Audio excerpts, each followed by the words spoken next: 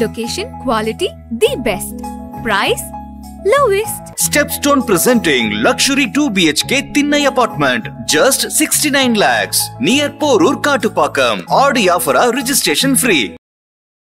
விமர்சனத்துக்கு அப்பாற்பட்டவங்க இல்லைன்ற காரணம் சார் நீங்கள் நிறைய பேர் சொல்கிறாங்க. அவங்களும் இன்றைக்கி விமர்சனத்துக்கு உள்ளாகிறாங்க. அவங்களோட தீர்ப்பு அப்படி தான் இருக்குது அப்படின்னு நான் சொல்லலை. ஒரு தப்பு பண்ணுறதுனால வச்சு நீங்கள் ஒட்டுமொத்தமாக எல்லாருமே தவறானவர்கள்னு சித்தரிச்சிட முடியாது. அவருக்கு பின்புலமாக சில நபர்கள் இருக்கிறதா எனக்கு பிறகு தெரிய வந்தது. என்னென்னா வாஞ்சிநாதனுக்கு பின்னாடி சில நக்சல் அமைப்புகள் இருக்கிறதா தகவல் தெரிய வந்தது.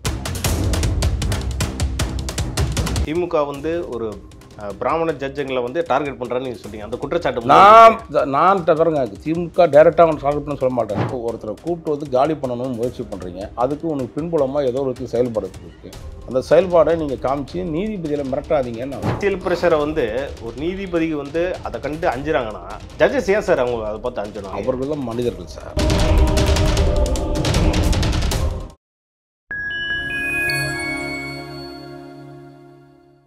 ஃபைன் டைம் மீடியா நேயர்களுக்கு வணக்கம். நான் தேவராஜன். இன்று நம்மோடு இணைந்திருப்பவர் மூத்த பத்திரிகையாளர் திரு வராகி அவர்கள். வணக்கம் சார். வணக்கம் சகோதரா. இன்றைக்கி நீதித்துறையில் வந்து அட்வொகேட் திரு வாஞ்சிநாதன் அவர்கள், அப்புறம் ஜட்ஜு திரு ஜிஆர் சுவாமிநாதன் அவர்களிடையே ஒரு மாதிரி ஒரு பிரச்சனை போயிட்டுருக்கு. நீங்களும் வந்து ஹைகோர்ட்டை வந்து அணுகுனீங்க. அது வந்து நீங்கள் சொல்கிறத வந்து அது பொதுநலம் இல்லைன்னு வேற கமெண்ட் பண்ணுறாங்களே, அதோட அப்டேட் என்ன? அதை பற்றி கொஞ்சம் டீட்டெயிலாக சொல்லுங்கள் சார். அதாவது நீதித்துறையில் நம்ம பல்வேறு விதமான விசித்திரமான வழக்குகள்லாம் சந்திக்கிறோம். ஆமாம் சார். குறிப்பாக வந்து தமிழ்நாட்டில் அரசியல் அயோக்கியத்தனம் செய்பவர்கள், அதிகார துஷ்பிரயோகம் செய்கிறவங்க, இது போன்ற சமூகத்துக்கு விரோதமான செயல்பாடுகள் எடுத்து இதையெல்லாம் எங்கே போய் நிற்போம்னா நம்ம நீதிமன்றத்தில் போய் நிற்போம். நீதிபதிகள் நீங்கள் சில நேரங்களில் பார்த்தீங்கன்னா மை லார்ட் அப்படின்னு கூப்பிடுவாங்க, லார்ட்ஷிப்னு கூப்பிடுவாங்க. இப்போது பிரிட்டிஷ் காலத்துலேருந்து பிரிட்டிஷ் காலம் தான். இன்றைக்கி வரைக்கும் சாருன்னே பிரிட்டிஷ் காலம் கூட்டு தான். சாருன்ற வார்த்தை வந்து இதுவாக நம்முடைய தமிழர்களுடைய பண்பாடோ இந்தியர் பண்பாடோ கிடையாது. இல்லை, சாருன்றது சர்பட்டம் சொல்கிறது இதெல்லாம் பிரிட்டிஷ் காலத்தில் கொடுக்கப்பட்டது தான். லார்ட்ஷிப்னு எதுக்கு சொல்கிறோன்னா, நம்ம கடவுளை சந்திக்கலை, கடவுளை பார்க்கலை, கடவுளை வந்து நம்ம வாழும் கடவுளாக நீதிபதிகளை நம்ம பார்க்குறோம். அதன் அடிப்படையில் தான் லார்ட்ஷிப்னு நம்ம கூப்பிட்றோம். அது வந்து சில பேர் வந்து வேண்டாம் கூப்பிடாதீங்கன்னு சொல்கிறதும் உண்டு, யாரும் அதை பெருசாக ஏற்றுக்கிறதும் இல்லை. ஆனால் நம்முடைய நோக்கம் சிந்தனைகள் என்ன இருக்கணும்னா, இன்றைக்கி நமக்கு ஒரு தீர்வு ஏற்படணும். ஒரு பொதுமக்களுக்கான பிரச்சனைகளாக இருந்தாலும் சரி, அல்லது வந்து பல்வேறு விதமான சட்ட ரீதியான பிரச்சனைகள் எது இருந்தாலும் அங்கே தான் போய் நம்ம கேட்குறோம். என்னை நான் எப்போவுமே சொல்லுவேன், நீதிமன்றம் எனக்கு கோவில் மாதிரி, நீதிபதிகள் எனக்கு தெய்வம் மாதிரி. சாமானியனுடைய மிகப்பெரிய கடைசி ஆயுதமாக இருக்கக்கூடிய அவங்க தான். நம்ம அவங்கள மீறி தான் எந்த விஷயம் செய்ய போகிறதில்ல. இங்கே நடக்கிற பிரச்சனைகள் என்ன அப்படின்னு கேட்டிங்கன்னா, ஜட்ஜஸ் கூட அதாவது அவங்களுக்கு விமர்சனத்துக்கு அப்பாற்பட்டவங்க இல்லைன்ற காரணம் சார் நீங்கள் நிறைய பேர் சொல்கிறாங்க. அவங்களும் இன்றைக்கி விமர்சனத்துக்கு உள்ளாகிறாங்க. அவங்களோட தீர்ப்பு அப்படி தான் இருக்குது அப்படின்னு நான் சொல்லலை, பொதுமக்கள் மத்தியில் பேசிக்கிட்டு இருக்காங்க. நிறைய பேசுகிறாங்க இல்லைன்னு சொல்ல. ஆனால் அதையெல்லாம் நம்ம வந்து ஒரு தப்பு பண்ணுறதுனால வச்சு நீங்கள் ஒட்டுமொத்தமாக எல்லாருமே தவறானவர்கள்னு சித்தரிச்சிட முடியாது. நான் ஏன் இதை சொன்னேன்னா, குறிப்பாக நீதிபதி திரு ஜிஆர் சுவாமிநாதன் அவர்களோட தீர்ப்பு, அவரோட பேச்சுகள் வந்து ரொம்ப விமர்சனத்துக்கு உள்ளாகுது. ஏன்னா இன்றைக்கி ஆளும் தரப்பு திமுக கூட அவரை வந்து விமர்சிச்சுக்கிட்டு தான் இருக்காங்க. அவர் கொடுக்குற தீர்ப்பை விமர்சிக்கிறாங்க.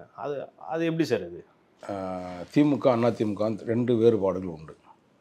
திமுகவில் தனக்கு ஒரு எதிராக ஒரு பிரச்சனை தீர்ப்புகள் வருதுன்னு வச்சுங்களேன், உடனே என்ன பண்ணால் ஃபஸ்ட்டு நேரடியாக அவங்க வந்து மோத மாட்டாங்க.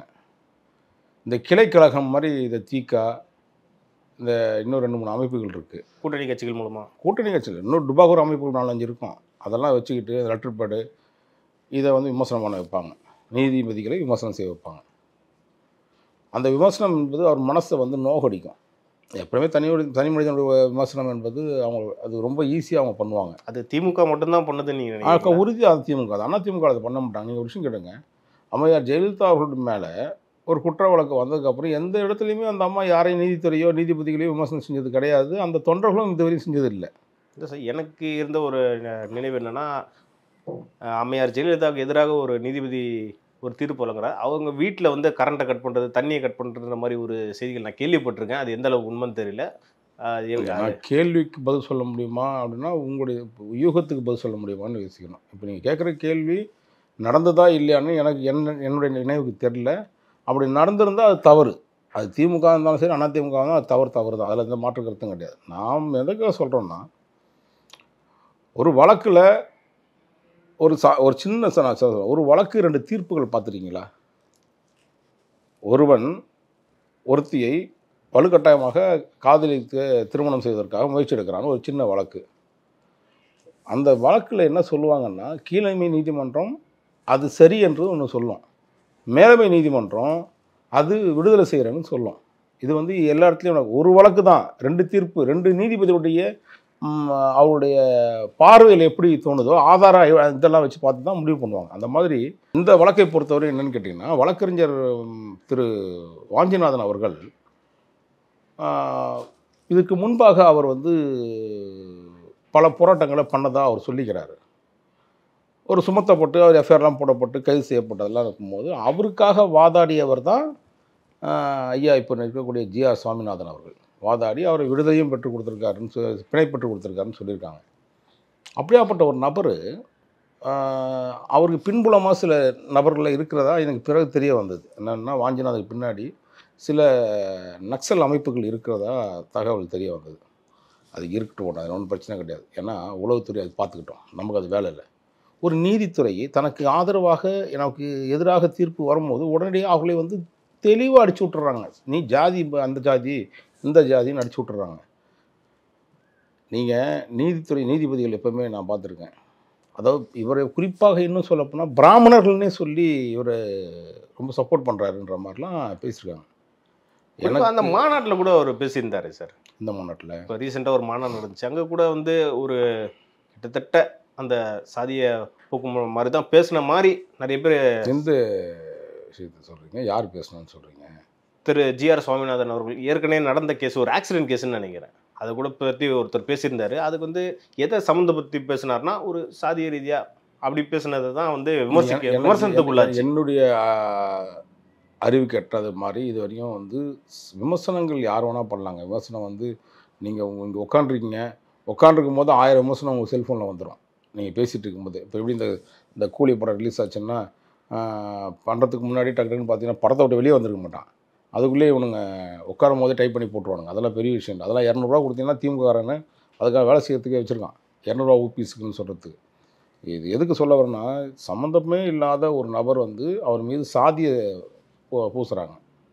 அந்த இது வந்து நீதித்துறைக்கு அது வந்து பெரிய அவமானத்தை ஏற்படுத்திடும். மற்ற வரக்கூடிய நல்ல நீதிபதிகள் கூட என்ன பண்ணுவாங்கன்னா, எனக்கு எதிராக வம்பு அப்படின்னு நிறைய வழக்குகளில் ஒரு விமர்சனம் வந்துடுச்சுனாவே, ஒரு பெட்டிஷன் வந்துட்டாவே உடனே அதுலேருந்து ஒதுங்கிடுவாங்க. ஏன்னா திமுகவுக்கு எதிராக திமுக எதிராக இல்லை, திமுக செய்த அயோக்கியத்தனங்களும் பல முறைகேடுகளையும் வந்து நீதித்துறைக்கு வரும்போது சில வழக்குகளை வந்து அவர் விமர்சனம் செய்கிறாரு, அதுக்கான தீர்ப்பு எதிராக கொடுத்துட்றாருன்றதுனால இவரை என்னடா இங்கே இருந்தால் சரி. இவர் மட்டும் இல்லை, இன்னும் பல வழக்கறிஞர் நீதிபதிகளை வந்து குறி வச்சிருக்கு திமுக. குறிப்பாக பார்த்தீங்கன்னா ஐயா ஜிஆர் சுவாமிநாதன், ஐயா வந்து ஆனந்த் வெங்கடேசன் அவர்கள், இன்னும் சொல்லப்போனால் வந்து ஆனந்த் வெங்கடேசன் குறுக்கிட்டு பண்ணிக்கலாம். ஆனந்த் வெங்கடேஷ் அவர்கள்னு சொன்னும் போது தான் எனக்கு ஞாபகம் வருது. அதாவது பாமகவில் நடக்கிற தந்தை மகன் இந்த பிரச்சனை இல்லை, திரு ஆனந்த் வெங்கடேஷ் அவர்கள் வந்து நான் மத்தியஸ்தம் செய்கிறேன் அப்படின்றதுக்கு அது என்ன சார் தேவை இருக்குது? இது வந்து ஒரு கண்டிப்பாக ஒரு விமர்சனத்துக்கு உள்ளாகும்ல. நியாயமான விஷயந்தான். நான் இதை முடிச்சுக்கிட்டு அதுக்கப்புறம் அங்கே வரேன். நீங்கள் நல்ல கேள்வி கேட்டிருக்கீங்க, அது கண்டிப்பாக சொல்லி ஆக வேண்டியது. இவருடைய இந்த மாதிரி நான் நீதிபதிகளை சொல்கிறோம் இல்லையா, ஐயா வந்து வேல்முருகன் நீதிபதி அவர்கள், அடுத்து பார்த்தீங்கன்னா எஸ்எம் சுப்பிரமணியம் அவர்கள், அடுத்து வந்து ஜெகதீஷ் சந்திரா போன்றவர்கள், அப்புறம் பல நீதிபதிகளை என்னால் சொல்ல முடியும், இந்த ஜஸ்டிஸ் இளந்திரியன் அவர்கள், இப்படி பல நீதிபதிகள் வந்து ஒரு அருமையான விஷயங்களை போராட்டி பல விஷயங்கள் எடுத்து கொடுத்துருக்குறாங்க. நான் அது விட்டு போயிருக்கலாம் சில நீதிபதிகள், அது நான் இப்போ இது பண்ண முடியாது. நான் எனக்கு தெரிஞ்ச வழக்குகள் வந்ததுனால சொல்கிறேன். இப்படி பல வழக்குகளில் பல தீர்ப்புகளை கொடுக்கப்பட்ட இந்த இடத்துல போயிட்டு எனக்கு எதிராக சில விஷயம் வந்துச்சுன்னா உடனே நான் விமர்சனம் பண்ணிட்டேன்னா, நான் இதுவரை 200 பொதுநல வழக்குகள் பதிவு பண்ணியிருக்கேன். அந்த 200 பொதுநல வழக்குகளில் கிட்டத்தட்ட பார்த்தீங்கன்னா 160 120 வழக்குகள் நான் வந்து எனக்கு மக்களுக்காக போராடிய அந்த பொதுநல வழக்கு எல்லாமே மக்களுக்கான போராட்டம். அந்த போராட்டத்தில் நான் சக்ஸஸ் பண்ணி கொடுத்துருக்கலாம். ஆனால் 30 வழக்கில் எனக்கு வந்து எதிராக வந்துருச்சுன்னு அதை போய் நான் விமர்சனம் பண்ணிட்டு இருந்தேன்னா, அரசில் வந்து சட்டத்தில் வந்து இடம் கொடுக்கப்பட்டிருக்கு. இந்த வழக்கில் நீங்கள் ஹைகோர்ட்டில் ஒரு ஜட்ஜ்மெண்ட் கொடுத்தா நீங்கள் அதுக்கப்புறம் எஸ்எல்பி போகலாம், புரியுதுங்களா? இப்படி பல விஷயங்கள் இருக்குது. இப்போ குறிப்பிட்டு இவரை மட்டுமே வந்து முடக்கணும், அசிங்கப்படுத்தணும், சாதி வாசம் பூசணும் அப்படின்னு பார்த்தீங்கன்னா, இன்றைக்கி பல வழக்கறிஞர்கள் ஒரு ஜட்ஜ்மெண்ட்டை வந்து மேற்கொண்டு காட்டுவாங்க. எப்படின்னு கேட்டிங்கன்னா, ஜஸ்டிஸ் கிருஷ்ண ஐயர்னு ஒருத்தர் இருந்தாங்க. அவரோட ஜட்ஜ்மெண்ட் வந்து பெரிய இப்போ இன்னைக்கு இங்கே இந்தியாவை முழுக்க வந்து அவருக்கு ஒரு ஜட்ஜ்மெண்ட்டை சுற்றி காட்டுவாங்க. குறிப்பாக ஏழ்மை நிலை உள்ள ஒடுக்கப்பட்ட சமுதாயத்துக்காக பல ஜட்ஜ்மெண்ட்டை அவர் கொடுத்துருக்காரு. அவர் பிராமணன் நினச்சிருந்தாருன்னா இங்கெல்லாம் வந்து பார்ப்பாங்களா இந்த கேள்வி விஷயத்தில்? ஸோ இன்றைக்கி இருக்கிற நிலைமை என்னென்னா, நீதித்துறையை மிரட்டி தனக்கு சாதகமாக சில தீர்ப்புகளை வர வைக்கணும் அப்படின்றது தான் இந்து போன்ற ஒரு ஒரு குரூப்புங்க. இதுக்கு பின்புலமாக யார் இருக்கான்னு கேட்டிங்கன்னா, சந்துரு ஜட்ஜி, அதாவது ரிட்டையர்ட் ஜட்ஜி. அவர் வந்து சில ஜட்ஜிகள் பேரை சொல்ல முடியும், 8 பேர் இருக்காங்க. இவங்க எல்லாம் சேர்ந்து ஒரு கூட்டுக்களவாக இருந்துக்கிட்டு, ஏன்னா அப்படி பண்ணக்கூடிய உண்மையாக சமூகத்துக்குள்ள அக்கறை இருந்துச்சுன்னா திமுக நடக்கிற அயோக்கியத்தனத்துக்கு ஏற்று போராடிக்கணுமே. இந்த 4.5 வருஷம் நடக்காத அயோக்கியத்தனமும் அக்கிரமங்களும் இருக்காதா? திமுக வந்து ஒரு பிராமண ஜட்ஜுங்களை வந்து டார்கெட் பண்ணுறான்னு நீங்கள் சொல்றீங்க. அந்த குற்றச்சாட்டு நான் பாருங்க, திமுக டைரெக்டாக அவன் டார்கெட் பண்ண சொல்ல மாட்டேன். நான் தான் சொன்னேன், உங்களுக்கு பினாமி கட்சின்னு இருக்குல்ல, அந்த மாதிரி பார்ட்டியில் வச்சு இப்போ நம்ம வாஞ்சிநாதன் போன்ற சில நபர்களை வந்து பின்புலமாக இருந்து அவரை இதுப்படுத்தி, இன்னும் சொல்லப்போனால் வாஞ்சிநாதனுடைய வழக்கறிஞர்னு சொல்வதற்கு அவருக்கு என்ன தகுதி இருக்குன்னு எனக்கு தெரியல. ஏன்னா ஏற்கனவே அவர் வந்து அவர் மீது சஸ்பெண்ட் செய்யப்பட்டதாக வந்து தகவல் உண்டுது. அவர் தொழிலை அவர் பார்த்தாருன்னா சரியாக இருக்குங்க. இதை நீங்கள் ஒருத்தரை கூப்பிட்டு வந்து காலி பண்ணணும்னு முயற்சி பண்ணுறீங்க. அதுக்கு உனக்கு பின்புலமாக ஏதோ ஒரு விதத்தில் செயல்பாடு இருக்குது. அந்த செயல்பாடை நீங்கள் காமிச்சு நீதிபதியில் மிரட்டாதீங்கன்னு நான் சொல்கிறேன். நீதித்துறை எவ்வளோ பெரிய விஷயங்க. இன்றைக்கி நீதித்துறையும் காலி பண்ணிட்டீங்கன்னா அரசாங்கம் என்னென்ன கொள்ளடிக்கலாம், தனி மனிதன் எந்த ஒன்றா செய்யலாம், தப்பு கிடையாது அப்படின்ற எண்ணத்துக்கு வந்துடும். அதனால் நீதித்துறை திமுகவுக்கு பொருந்துமா இல்லை பாஜகவுக்கும் பொருந்துமா? யாராக இருந்தாலும் நீதித்துறையை நீங்கள் மதித்துத்தான் ஆகணும். நீதிமன்ற தீர்ப்புகளை மதித்தான் ஆகணும். சட்டத்தில் இடம் இருக்குது. நீங்கள் அப்பீல் SLP போகிறதுக்கு அங்கே போய் முறையிட்டிருக்கலாம்.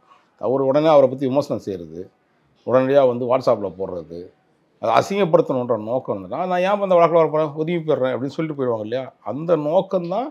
அதை நான் நீதிமன்றத்துக்கு போகிறேன். நீங்கள் இந்த குற்றச்சாட்டை திமுக மீது வைக்கிற இந்த குற்றச்சாட்டு தான் தேசிய அளவில் பாஜக மீதும் வைக்கப்படுது. தாராளமாக சொல்கிறேங்க, இருக்குதுன்றேன். எல்லா இடங்கள்லையுமே இருக்குதுன்னு சொல்கிறேன். நான் என்னென்னா, நான் தமிழ்நாட்டில் அந்த வழக்கு பதிவு பண்ணதுனால அந்த விஷயத்தை நான் உங்கள்கிட்ட நான் பேசுகிறேன். இது இப்படியே போயிட்டு இருந்ததுன்னா நீங்கள் நாளைக்கு உங்கள் வீட்டு பிரச்சனையோ இல்லை உங்கள் சொந்த பிரச்சனையோ எங்கே போய் தேடுவீங்க? வெளியில் ஒரு பிரச்சனை ஆச்சுன்னா நீதிமன்றம் தான் போவீங்க. நீதிமன்றத்தில் உங்களுக்கு சாதகமாக தீர்ப்பு இதுங்க, ஒன்று சாதகம் பாதகம் 2 தான் இருக்கும். நீங்கள் வந்து சாதகமாக வந்தீங்கன்னா ஆஹா நீதித்துறை சொல்லிடுச்சு, ஆஹா அப்படியே கொண்டாடுறீங்கல்ல. அப்படியே நீதித்துறை உங்களுக்கு எதிராக சொல்லிடுச்சுன்னா உடனே அதை பற்றி மதிக்கிறீங்களா? எத்தனை தீர்ப்புகள் கொடுக்கப்பட்டது? சென்னை உயர்நீதிமன்றம் பல தீர்ப்புகள் கொடுக்கப்பட்டிருக்குங்க. இதுவரை என்ன நடவடிக்கை எடுக்குது தமிழக அரசுன்னு சொல்லுங்கள். இந்த கொடிக்கம்பரை அகற்றணும்னு உச்சநீதிமன்றமே சொல்லிடுச்சு இல்லை? சீஃப் செக்ரட்டரி 2 பேர் கூட சம்மன் கொடுத்து. ஆமாங்க. அப்போ என்ன பண்ணீங்க? வேலையும் செய்ய மாட்டீங்க. மக்களுக்கு எதிரான சம்பவங்களை தான் நீங்கள் எதிர்த்து பண்ணுறீங்க. அவனுக்கு அக்கிரமும் அநியாயமும் நடக்கும்போது எவனா கொதிச்செறிஞ்சு வந்து இப்போ மக்கள் போராட்டம் பண்ண வந்தான்னா அவனை பிடிச்சி அவனை வந்து ஒரு மோசமான ஒரு சூழ்நிலையில் அவனை பொய் வழக்கு போடுறீங்க. அப்புறம் யாரையும் நம்புவது? இந்த அதிகார வர்க்கம் 1000 பொய்களை சொல்லி ஆட்சிக்கு வந்துட்டு அந்த அதிகார வர்க்கம் இவனுக்கு செய்யலன்னும் போது அவன், அதாவது தனி மனிதன் விட்டுருங்க, இந்த சமுதாயத்துக்கே ஏதோ ஒரு சீர்கேடாக தான் எனக்கு ஒரு ஆட்சியாளரோட செய்யக்கூடிய செயல்பாடுகள். இன்றைக்கி அப்படி இருக்கும் போது யாரை நம்பி போகிறோம்? நீதிமன்றத்தை நம்பி தான் போகிறோம். அங்கே தான் நமக்கான தீர்வுகளை ஏற்படுத்துகிறோம். அந்த தீர்ப்புகளையே வந்து நீங்கள் விமர்சனம் பண்ணுங்கள், அப்புறம் அடுத்து நீதிபதியை விமர்சனம் பண்ணுறீங்க. இதெல்லாம் வந்து எந்த விதத்துலையுமே வந்து சரியாக வராது. அதுக்கு முன்னாள் நீதிபதிகளும் ஒத்து ஊதுறாங்க. அதைத்தான் நான் நீதிமன்றத்தை கொண்டு போய் சொல்கிறேன். நீதிபதிகள் அதை தள்ளுபடி பண்ணுறாங்க. பரவாயில்ல.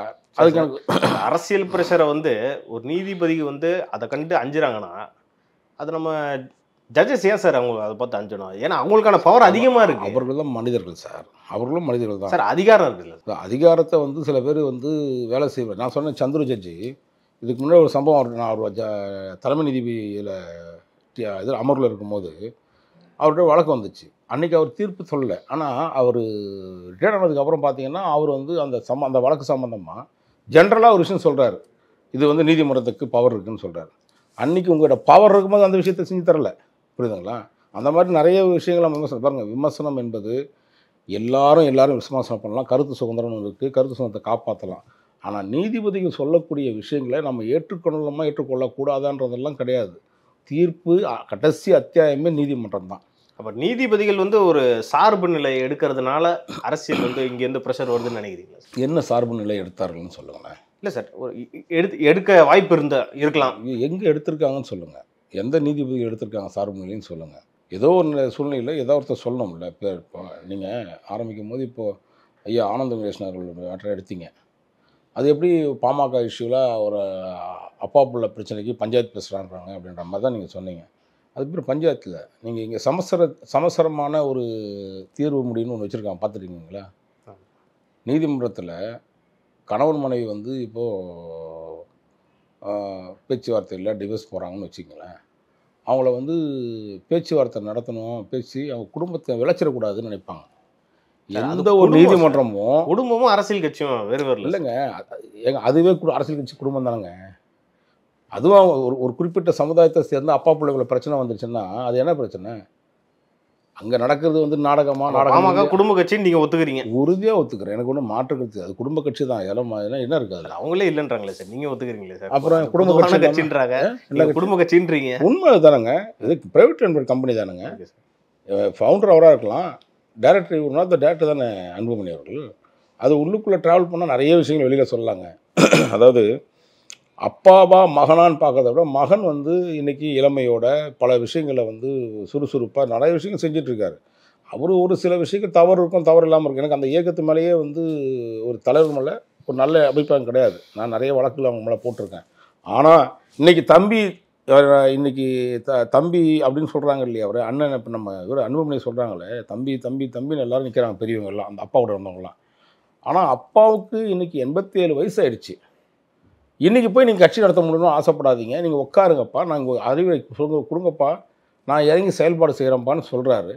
உங்களுடைய சொந்தத்தில் உங்களுக்கு இன்னொரு உறவு இருக்கிறதுனால, குடும்பத்தில் இன்னொரு உறவுக்காக நீங்கள் வந்து இவரை வந்து டாக்டர் அன்புமணி அவர்களை வந்து நீங்கள் இன்னொரு அசிங்கப்படுத்துறீங்க. தான் பிள்ளைய இவ்வளோ யாராவது கிரிட்டிசைஸ் பண்ணுவாங்களா? யாராவது? எனக்கு தெரிஞ்சு அது பண்ணறதுக்கு வாய்ப்பு இல்லை. எங்கள் அப்பா வந்து எனக்கு எதிராக வந்து செயல்பட்டார்னு வச்சிங்களேன், அது ஒரு விதமான ஒரு சைக்கோத்தனமாகிடும்.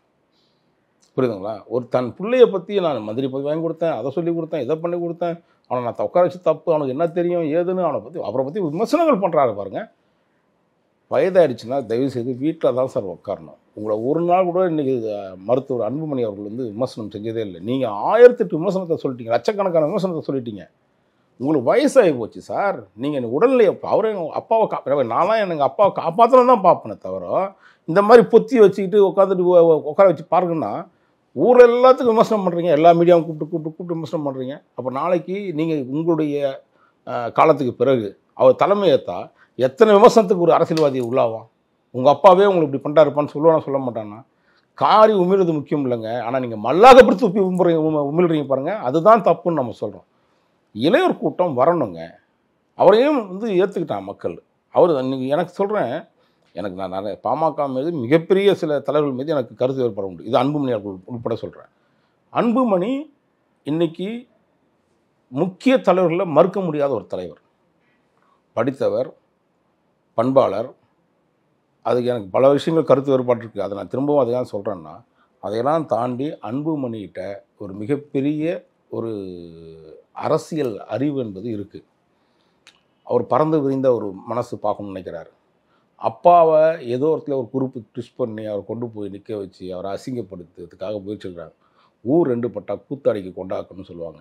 அந்த மாதிரி இந்த பாமக உடைச்சி திருத்திர ஆகிட்டோம்னா இந்த கட்சி வந்து வீணாக போயிடும் அப்படின்னு நினைக்கிற ஒரு கூட்டம் உள்ளுக்குள்ளேருந்தே செயல்படுது. ஓகே, அப்போ திரு ராமதாஸ் அவர்கள் அவரோட வயசாயின்னு தெரிஞ்சோம் மகனுக்கு எல்லா அதிகாரமும் கொடுத்துடலாம். ஆனால் ஏன் கொடுக்க மறுக்கிறதுக்கான காரணம்? கலைஞர் அவர்கள் வந்து நம்முடைய தமிழக முதல்வர் அப்போது அவர் முதலமைச்சராக இருக்கும்போது சரி, கட்சியுடைய தலைமை இருக்கும்போது கொடுக்கலன்னா அதுக்கு காரணம் இருக்குது. காரணம் என்னென்னா, அவருக்கு ஒன்றும் தெரியாது ஸ்டாலினுக்கு, அதனால தான் அவர் கொடுக்கல. 50 வருஷம் அரசியல் அனுபவம் இருக்குது சார். தெரியவே தெரியாது. என்ன அனுபவம் இருக்குது? நாட்டில் என்ன நடக்குதுன்னு தெரியல. ஏங்க இப்போ போய் கேட்டிங்கன்னா, நீங்கள் திருப்போணம் மேட்ரு இருக்குல்ல, அந்த சம்பவம் நடந்து, நான் இப்போ ஒரிஜினல் சம்பவம் சொல்கிறேன். திருப்போணம் மேட்ரு இருக்குல்ல, அது ஒரு சம்பவம். அந்த ஆணவ கொலை நடந்துச்சு இல்லை திருநெல்வேலியில். இங்கேருந்து அண்ணன் நேரு அவர்கள் போயிட்டு ஆய்வு பண்ணிவிட்டு அவர் உடனே டிஜிபிட்ட கூப்பிட்டு சொல்கிறாரு, இல்லை சார் இந்த மாதிரி நடந்திருக்கு சார் அப்படின்றாரு. நீங்கள் சிஎம்கிட்ட சொல்லிடுங்க சார் அவரும் சொல்லிட்டாரு. சிஎம்மும் அதை வந்து இவர் சொன்ன உடனே அப்படியா, என்னது இறந்துட்டானா, நம்ம கேட்போம்ல, இந்திரா காந்தி இறந்துட்டாங்களா அப்படின்னு எப்படி இருக்கும்? டேய், இந்திரா காந்தி இறங்கி 20 வருஷம் ஆச்சுடா, இன்னும் ஞாபகம் இருக்கும்னா? நீ டெய்லி பேப்பரும் படிக்கிறது இல்லை, டிவியும் பார்க்குறது இல்லை. ஆனால் கேட்டால் நான் வந்து டிவி தான் பார்த்துட்டு இருப்பேன், எப்போ பார்த்தா நியூஸ் தான் பார்த்துட்டு இருப்பேன்னு. எந்த நியூஸை பார்க்குறேன்னு எனக்கு தெரியல. தமிழக முதலமைச்சர் தயவுசெய்து வந்து தமிழ்நாட்டு மக்கள் என்ன நடக்குதுன்னு தெரியலன்றதுக்கு அதுதான் உதாரணம். அதனால தான் அவங்க அப்பா தந்தையார் வந்து இவர்கிட்ட கட்சி பதவியும் தரல, தன்னுடைய அமைச்சர் பதவியும் இது முதலமைச்சர் பதவியும் தராமல் தான் கடைசி வரையும் வச்சுருந்தார். ஆனால் அது அன்புமணியுடைய துணை முதல்வர் கொடுத்தாரு. துணை முதல்வர் முதல்வரா சார்? 4 துறை ஊற்றி கீழே வச்சுட்டு என்ன பண்ணுறீங்க? இந்த உள்ளாட்சித்துறையில் என்ன கிழிச்சிங்கன்னு எங்களுக்கு தெரியாது. அதை விட்டுருங்க, பார்த்துக்கலாம். இது ஏன் சொல்கிறேன்னா, பாமக மேட்டரில் பொறுத்த வரையும் அன்புமணி ராமதாஸ் எல்லாரையும் விட, அந்த குடும்பத்தில் எல்லாரையும் விட அறிவுபூர்வமானவர், ஒரு ஆட்சியை நிர்ணயிக்கக்கூடிய அளவுக்கு சக்தி வாய்ந்தவர். அதில் எந்த மாற்று கருத்தும் கிடையாது.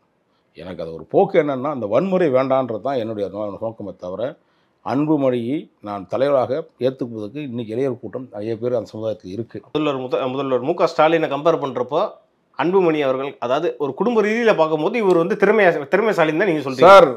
நீங்கள் மு க ஸ்டாலின் முதலமைச்சராக இருக்கிறது வந்து 5% கூட அவர் தகுதி இல்லை. ஆனால் 100% தகுதியானவர் அன்புமணி. புரியுதுங்களா? அவருடைய திறமை வேறு, அவருடைய படிப்பு வேறு. படிப்பெல்லாம் விட்டுரு, படிப்பெல்லாம் இல்லாத தாண்டி சொல்கிறேன். காமராஜ் படிக்கல, எம்ஜிஆர் படிக்கல, கலைஞர் படிக்கல, இதை நிறைய விஷயங்களை சொல்லலாம். ஆனால் இந்த சட்ட அறிவும் அல்லது பொது அறிவும் இல்லாத ஒரு இடத்துல இவருக்கு 100% வந்து அன்புமணிக்கு இருக்குது. நிர்வாகத்திறன் அதிகமாக இருக்குன்றீங்க? நிச்சயமாக இருக்குது. அதில் எந்த மாற்று கருத்துமே கிடையாது. இன்னைக்கு வந்து இந்த நீதித்துறையில் திமுகவோட செயல்பாடு எப்படி இருந்துச்சு, அப்புறம் பாமகவில் நடக்கிற உட்கட்சி பிரச்சனை குறித்து நிறைய பேசணும். இது குறித்து மேலும் பல்வேறு நிகழ்ச்சிகளில் இது குறித்து நிறைய பேசலாம் சார். நன்றி. நன்றி, வணக்கம்.